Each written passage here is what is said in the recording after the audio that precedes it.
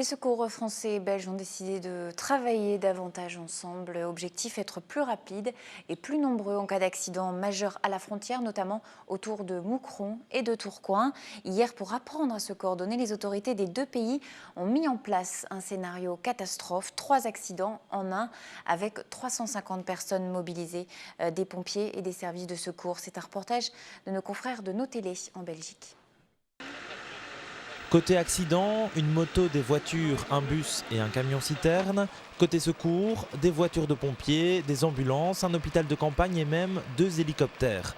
La route de la Laine n'avait jamais connu pareille agitation jusqu'à ce jeudi. Donc c'est au départ un banal accident de voiture, enfin du moins déclaré banal au niveau du sang. Comme ça arrive parfois, les renseignements qui leur sont donnés ne sont pas complets. Donc la personne indique que c'est un accident de voiture avec une moto. Donc en fait j'étais la conductrice de la moto et donc en fait j'ai dû m'installer en attendant les secours. Une fois les secours sur place, un second accident survient, puis un troisième. Les renforts sont appelés en Wallonie, en Flandre et en France et le plan communal d'urgence est déclenché. D'accord, donc on met le plan d'urgence en route et on avertit Cécile immédiatement. Parmi les 250 acteurs de cette simulation, des figurants, mais aussi de nombreux professionnels bien décidés à jouer le jeu. Je pense que tout le monde le prend vraiment au sérieux et vous savez, c'est le but finalement. Parce que heureusement, si on ne fait pas des exercices comme ça, quand le kata arrive, là on sera vraiment démunis. L'exercice a pu être réalisé grâce à des fonds Interreg via le projet Apport qui vise à aller plus loin dans la collaboration franco-belge des secours.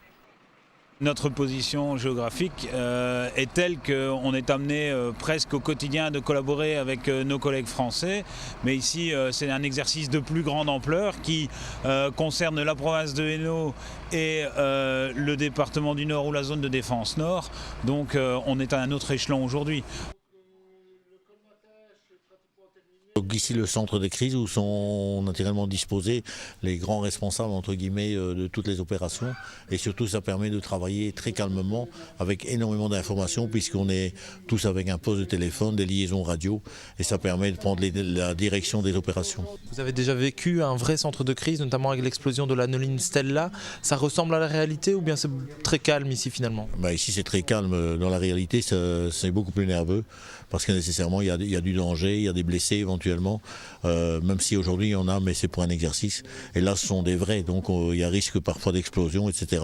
Et donc tout le monde est beaucoup plus nerveux par rapport à aujourd'hui mais cet exercice permet aussi de se préparer en cas où ça devrait arriver.